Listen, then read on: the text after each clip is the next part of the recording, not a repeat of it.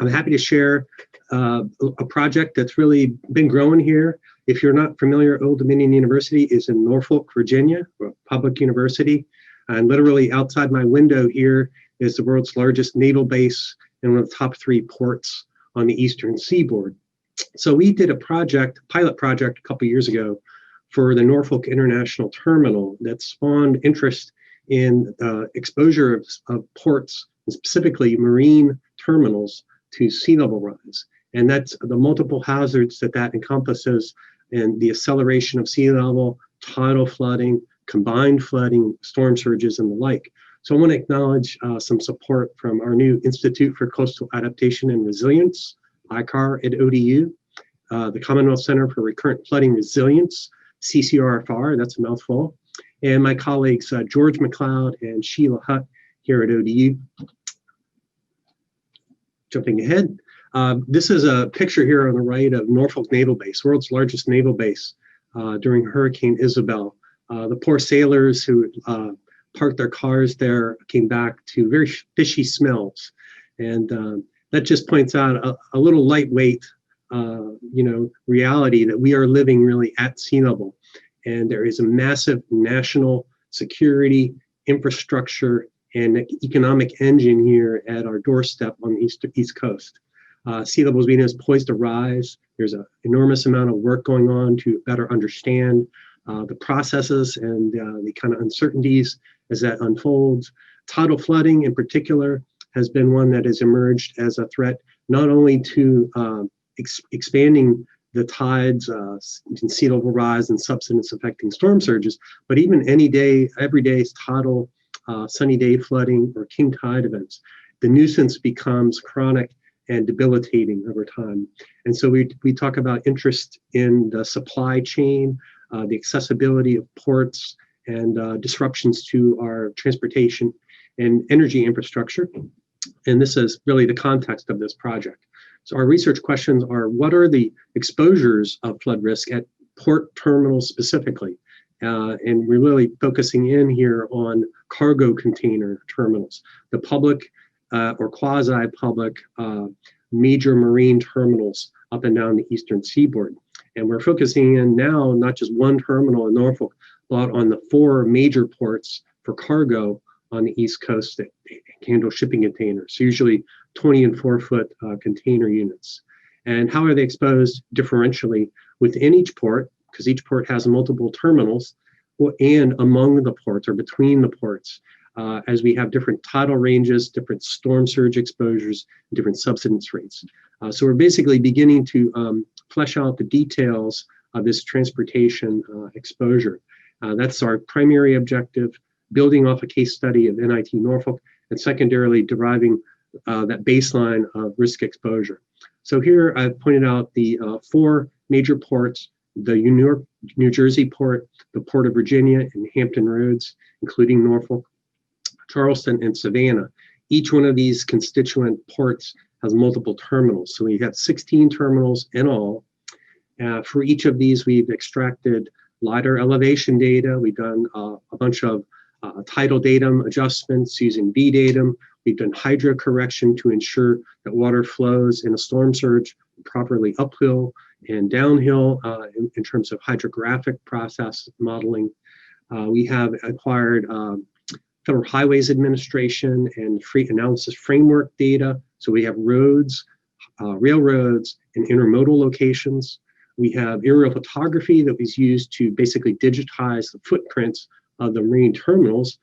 Struggled to find a reliable database for that because these terminals are ultimately sort of proprietary, and their elevations and the channels and the navigation that go to them are national security interests, as well as kind of public quasi-private entities.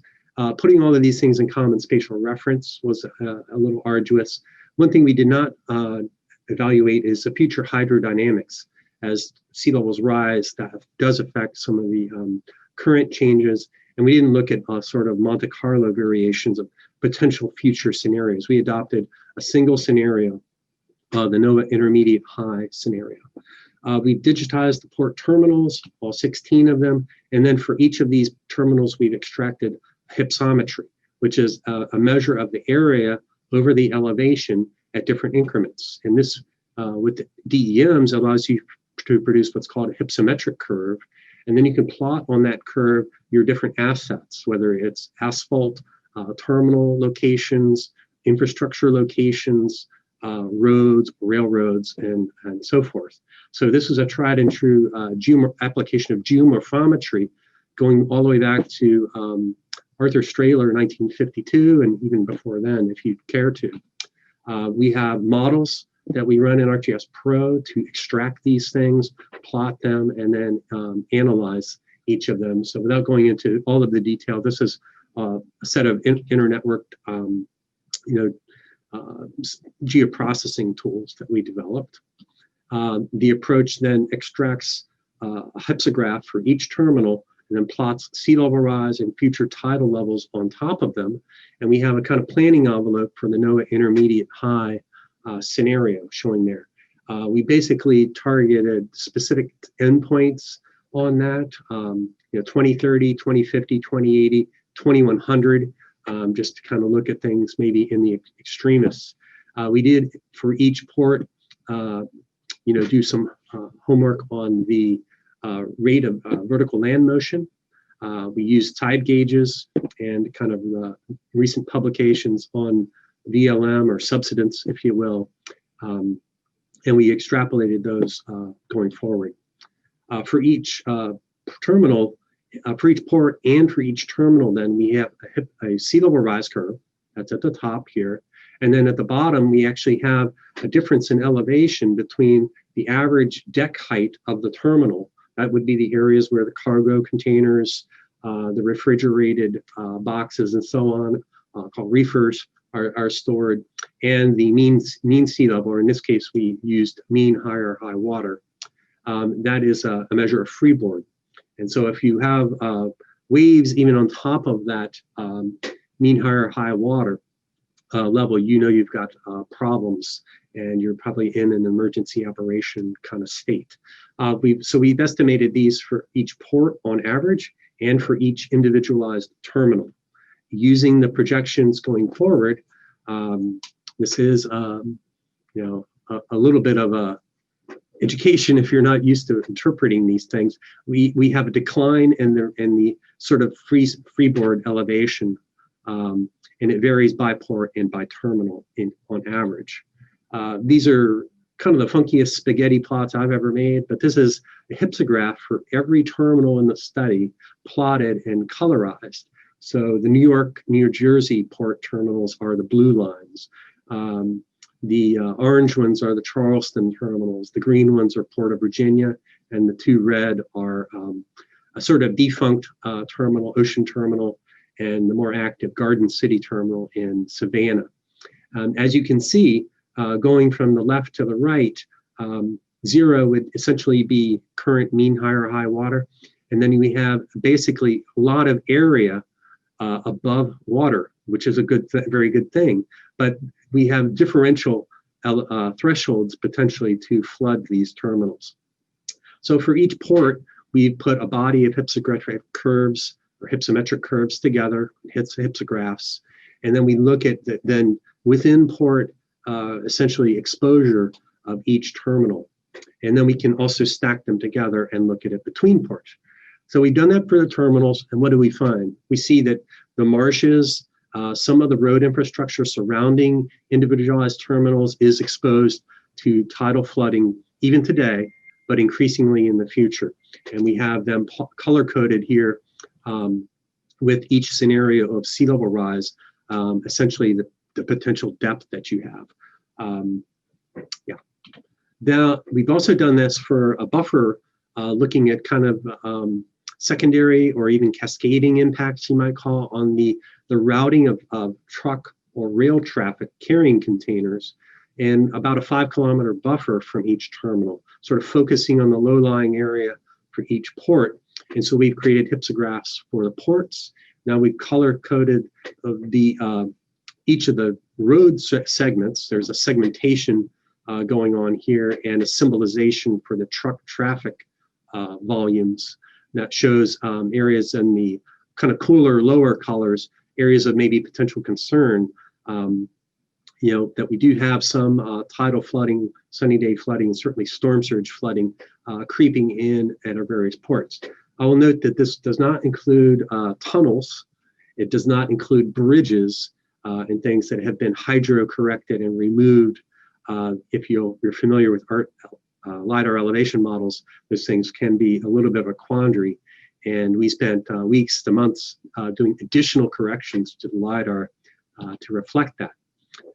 For a few cases, and one direction we're going is to further superimpose future storm surge models on the sea level rise simulation. So what you have here is kind of prototype from our NIT study that is showing the progressive increase of storm surge exposure flooding of the NIT terminal, literally a mile outside my window here at Old Dominion. So we see a quote here from Billy Sweet and Noah. I'd like to use today's extreme becomes tomorrow's mean.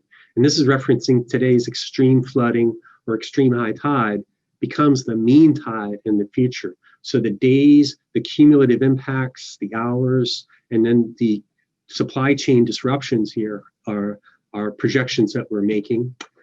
We've also exposed some interstitial issues where we have low-lying areas around the ports that also become flooded by rainfall or by the intrusion of tidal water up stormwater drains in what you call backflow or tailwater flooding. This is the NIT terminal example, and that is right in some of the areas where the truck traffic ingress, egress is for that particular terminal. Let's skip for the interest of time. Some take-home messages. We begin to see that Charleston and Savannah are the most low-lying. We know Charleston's renowned for sunny day flooding and beginning to do things about it. They've actually built new terminals upriver and built them at higher level. There's adaptation and mitigation projects going on, even though some of that verbiage may not include the words sea level rise in some of these states. In Hampton Roads, we've got one terminal that's very little used, will become a staging ground for huge offshore wind energy development, really about to take off. And then we see variations within New York and New Jersey as well. So we have lessons for the ports. Basically, we have insights here that they need to adapt and project sea level rise. So our Port of Virginia has embarked on developing its own GIS. They're hiring GIS staff to build that up. They've had interns actually from ODU. We see a need to not equate storm mitigation with these kind of chronic hazard of creeping threat of nuisance tidal flooding. And then we see a need to tackle the subsurface, to look at stormwater, to look at subsidence, to look at the tailwater coming up pipes, and really begin to look at cascading effects of infrastructure, maybe even relocation of some terminal assets. From GIS standpoint, what have we seen? Basically, the need to develop a little more three-dimensional and more standardization of some of these assets, realizing that some of them are critical infrastructure and even security kind of issues. Certainly, I'm not studying the Norfolk Naval Base for this, but some terminals are private, and so they've been slower to address this and sort of build their own, GIS developments.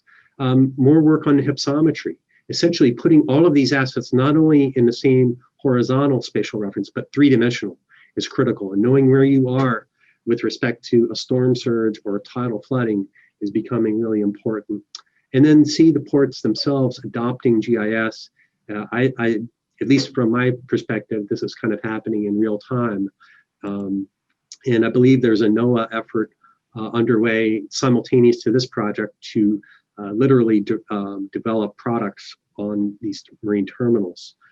So we've been making recommendations to do more improved surveying, understand the subsidence, understand the 3D GIS involved, look at these geoscience dimensions of the hazards, and basically adopt enterprise GIS and hire more Old Dominion GIS students like graduates like Keith. I'll leave it there and welcome anyone interested in this to connect up with myself or colleagues at ODU. Got my email there. Thanks, and look forward to the rest of the talks today.